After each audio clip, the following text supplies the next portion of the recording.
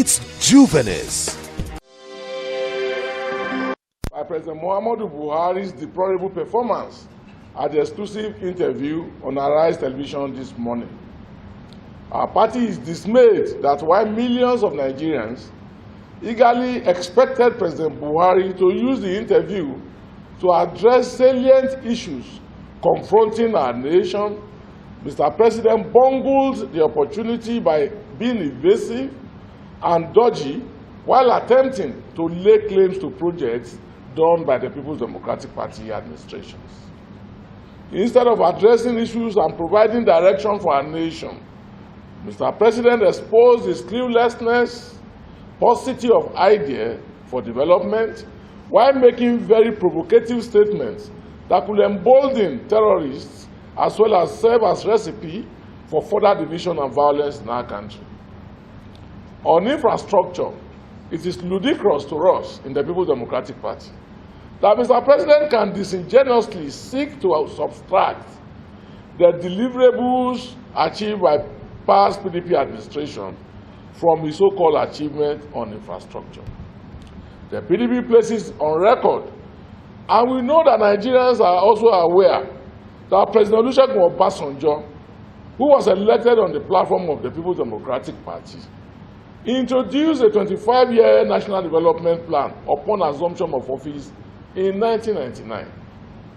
This included a massive construction and expansion of road network, power plants, railway projects, inland and coastal waterways, airports, housing, agricultural and health projects, as well as establishment of new universities and various other legacy projects in various parts of our country.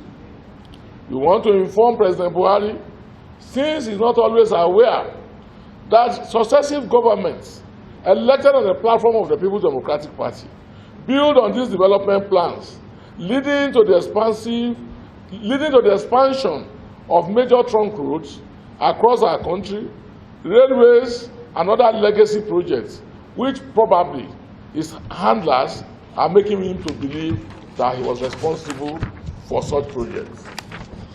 It is on record that President Goodluck Jonathan also took on a massive expansion of our international and domestic airports across the country, built and commissioned railway stations, just like former President Yar'Adua also embarked on road projects, particularly from Abuja. It is instructive to state that where projects were yet to be completed, it is only a natural occurrence for any Nigerian elected as president to proceed in the national interest to complete such projects. And we have nothing against that. The PDP therefore considers it tacky for Mr. President to seek to claim every credit for projects he never conceptualized, commenced, or built to near completion, just because he found himself in the office at the point of completion. Should Mr. President be reminded that even the expansion of the presidential villa, including the banquet hall, which his party, the All Progressives Congress, used today as their national secretariat, was conceptualized and built by the PDP government, even though leaders of the APC stood stoutly against the project while it was ongoing. President Buhari also needs to accept the bitter fact that the current drawback in infrastructural development in our country started with his administration. Like a relay race, successive PDP administrations further infrastructural development, only for him to run the opposite direction when the baton was passed to him. It is important to say that only the ongoing refurbishing of Akwanga Maiduguri Road that President Buhari can lay claim to as the singular and only project in which he has demonstrated capacity. The expectation of Nigerians is that in an interview like this, Mr. President should give honor to those who conceptualized and built these projects to near completion, and in most cases, only for him to perform the commissioning ceremony.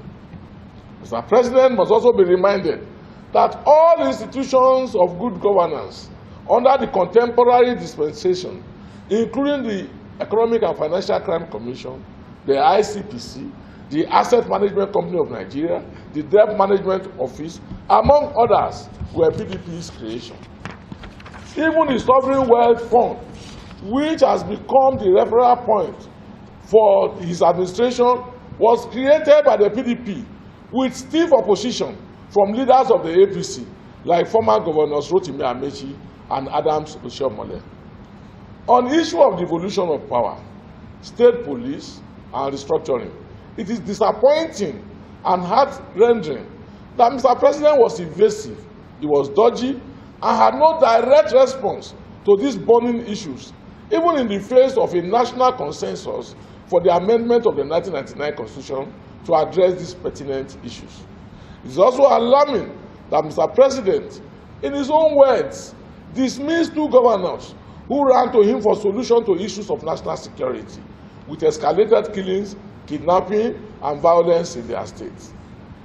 The action, as reviewed by Mr. President, is very disturbing because, as the commander-in-chief, on whose shoulder rests the responsibility of securing our nation, and who also promised to lead from the front, his reaction ought not to have been dismissive of the state governors. This action, as narrated by Mr. President, clearly showed how he abdicated the responsibility and yet was audacious to come to the public arena and made open his personal flaws and failures that have affected the foundation of our national security and emboldened terrorists, kidnappers, and bandits to attack and kill our compatriots.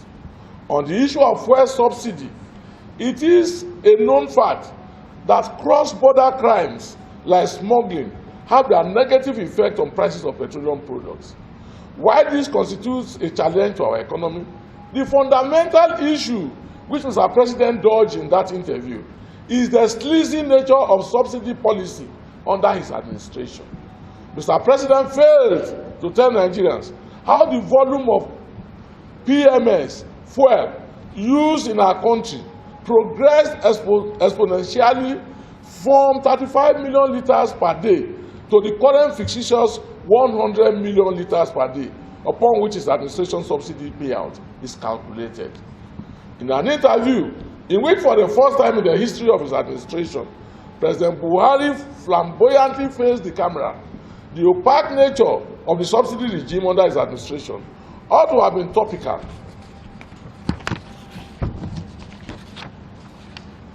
The expectation of Nigerians was for Mr. President to speak about the openness of his administration's subsidy regime, as well as why Nigerians are paying humongous sums on subsidy.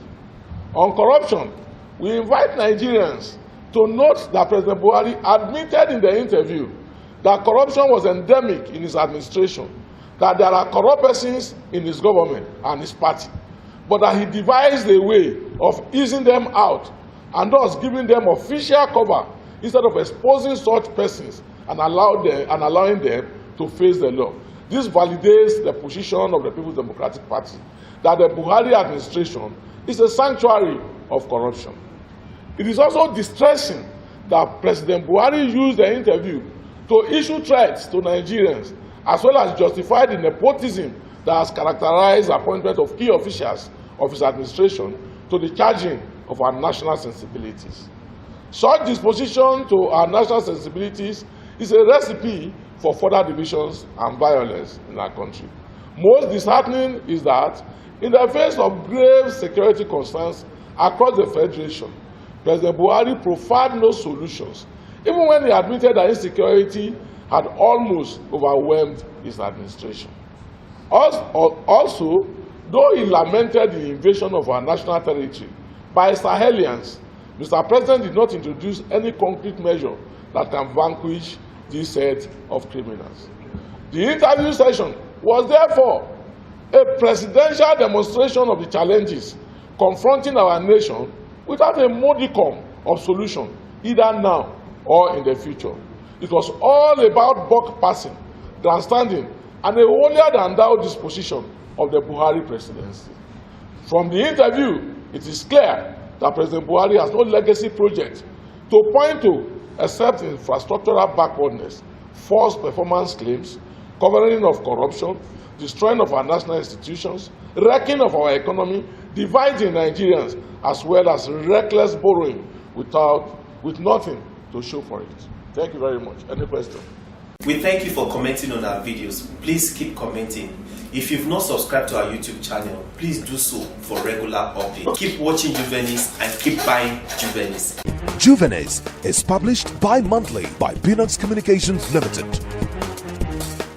For enquiries, event coverage or advert placement, call 0803 360 8271, 0805 787 1199, 0702 811 3638, or 0808 152 4499, or visit www.juvenis.pinox.net. Juvenis Magazine, inspiring the young at heart.